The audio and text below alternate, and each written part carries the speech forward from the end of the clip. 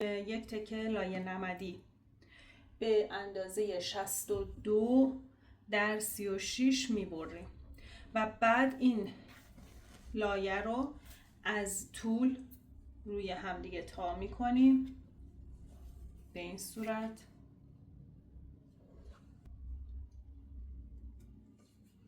بعد که از طول تا کردیم، حالا دو لبه عرض رو روی همدیگه قرار میدیم.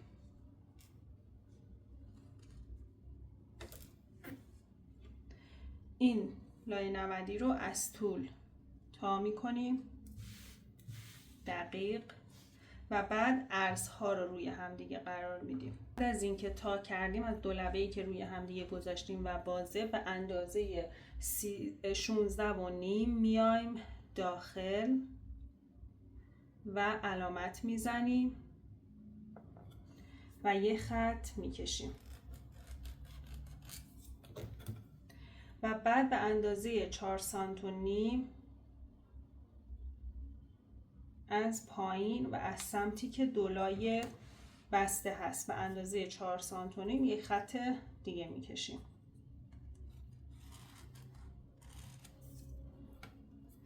بعد این قسمت میشه محل تلاقی این دوتا خطی که کشیدیم.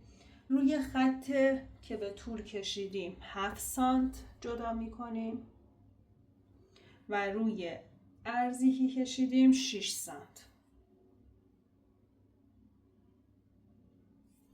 این قسمت رو هم به اندازه 3 سانت از مرکز میایم داخل. حالا اینها رو به صورت یک هلال به هم وصل میکنیم.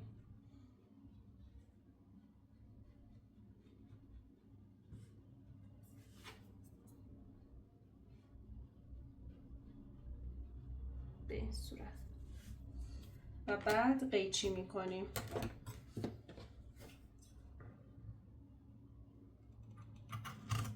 به یک پارچه احتیاج داریم به طول 64 و عرض 38 که یعنی در واقع باید 1 سانت از طرفین از نمدمون بزرگتر باشه که 1 سانت جای دوختی هست که براش میذاریم و بعد نمدی که آماده کردیم هم میاریم و بر اساس اون 1 سانت تنظیم میکنیم و به پارچه فیکس میکنیم و میچسبونیم. نمد رو به پشت پارچه چسبوندم. این قسمت هلال رو هم با 1 سانت جای دوخت برش دادم. حالا ما به 2 تا زیپ به اندازه 26 سانت احتیاج داریم که روی هر زیپ از لبه ها به اندازه 1 سانت و نیم علامت میزنیم و بعد میایم 2 تا قسمت زیپ رو از هم باز میکنیم. یک قسمت رو از لبه بالا تا خط وسط رو هم باید از هر دو طرف مشخص کنید. روی هم تا بزنید و خط وسط رو مشخص کنید. چرت بزنید و مشخص کنید. میاید و روی زیپ رو به روی پارچه قرار میدید و با سوزن به پارچه فیکسش میکنید. فقط این نکته رو در نظر داشته باشید که وقتی زیپ ها رو از هم باز میکنید، یک قسمت زیپ باید اینجا مثلا اگر نصب میشه قسمت دوم رو به روش نصب بشه به این صورت 2 به 2. حالا میریم و با فاصله 7 میر تا 1 سانت دیگه، این بسته به سلیقه خودتونه که چقدر دوست دارید پهنای زیپتون باشه، زیپ ها رو بدوزید. فقط این نکته رو در نظر داشته باشید که وقتی میخواید بدوزید حتما این 1 سانت و نیمی که علامت زدید رو به این صورت به خارج از پارچه تا کنید و بعد شروع به دوخت کنید.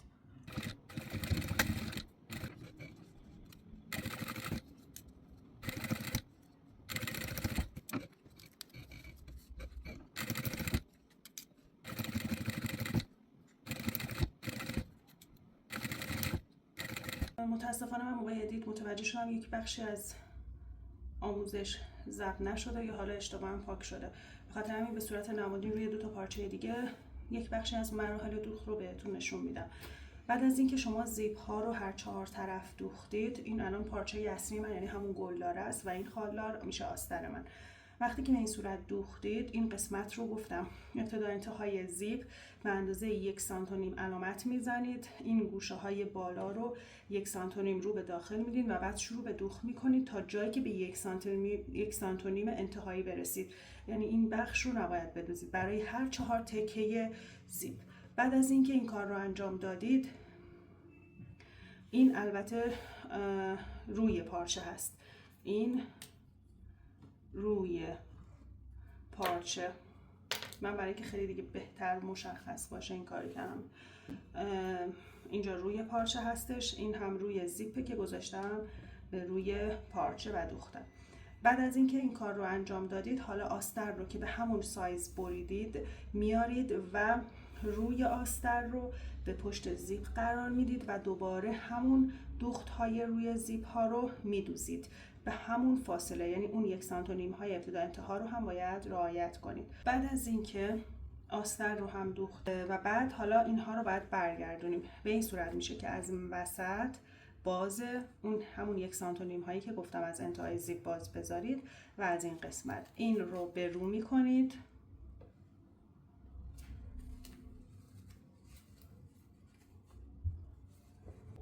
خب بعد از اینکه به رو کردید، اتو بزنید کاملا صاف بشه، یه همچین حالتی در میاد. خب من دوخت نیش رو زدم، اما باز از این قسمت که گفته بودم باز بذارید و ندوزید هم دوخت نیش رو نزدم، یعنی همین انتها تمومش کردم. حالا مثل تمام کیف ها رو به روی آستر و بدنه رو روی همدیگه قرار میدیم. باید این درس ها روی همدیگه قشنگ قرار بگیرن.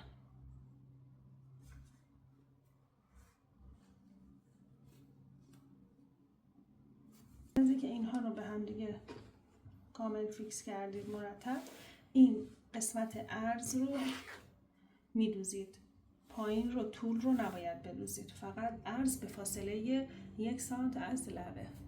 من دو طرف رو دوختم، حالا دوباره برش میگردونم اینجوری، خیلی راحت دیگه.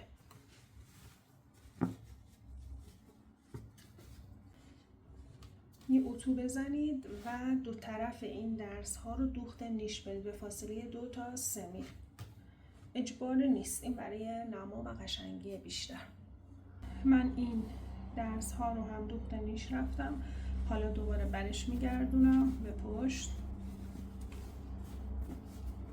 2 تا قطعه به اندازه 21 در 14 هم داریم که باید پشتشون که 1 سانت کوچکتر باشه لای نمدی بزنیم. لای نمدی ها باید 21 در 14 باشه اندازهشون. اینها برای کف کیف هستش. خب بعد از اینکه کیف رو برگردوندیم، یکی از اون تکه‌هایی که برای کف کیف بود رو میاریم، از هر 4 طرف وسط ها رو پیدا میکنیم. برای کیف هم کار انجام میدیم.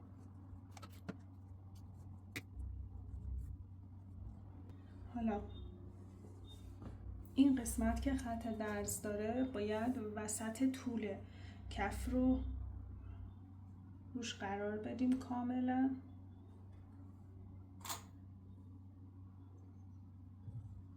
رو به رو همینطور، درز رو به رو با وسط کف.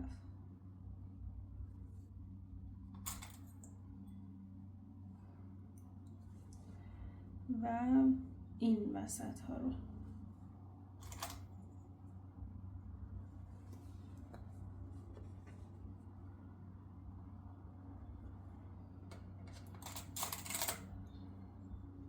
بعد 2 تا 2 رو میدوزیم. برای آستر هم همین کار رو انجام میدیم. من اشتباه 2 تا از بدنه اصلی بریده بودم که دیگه همین رو گذاشتم. میتونید از خود پارچه آستری هم استفاده کنید. به همین صورت وصلش میکنید و میدوزید.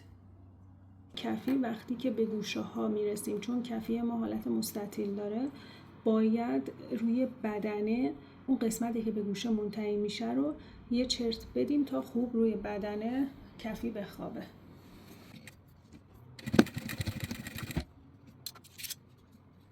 خب من هم کف آستر هم بدنه اصلی رو دوختم، فقط یک قسمت از آستر یه مقدار باز بذارید که بتونید برش گردونید.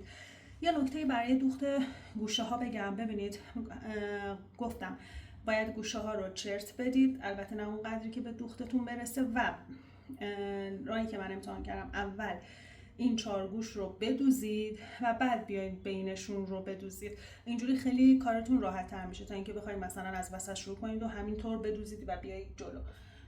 بعد گوشه ها رو سبک کنید،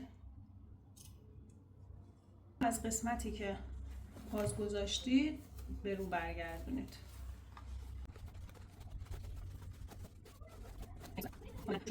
برای قسمت زیپ از هر دو طرف، یکی از باشه که از جلو، روی همدیگه قشنگ مرتب بذارید که یک دست باشه. من با گیره اینجوری به همدیگه وصلشون میکنم. الان من این سمت رو انجام دادم، ببینید به این صورت.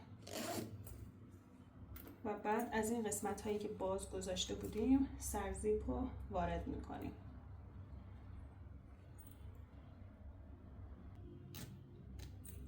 به همین راحتی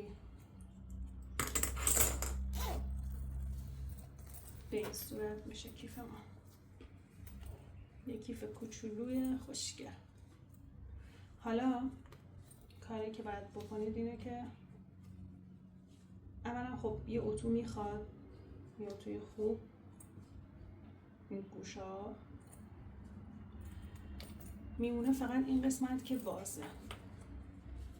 برش گردونید دست رو قشنگ به همون پهنای خودش بازش کنید به اندازه جایی که اینجا باز مونده، یه تیکه پارچه یک مقدار بیشتر، که به این صورت بتونید تاش کنید، لبه‌هاشو ببرید و وارد این قسمت کنید.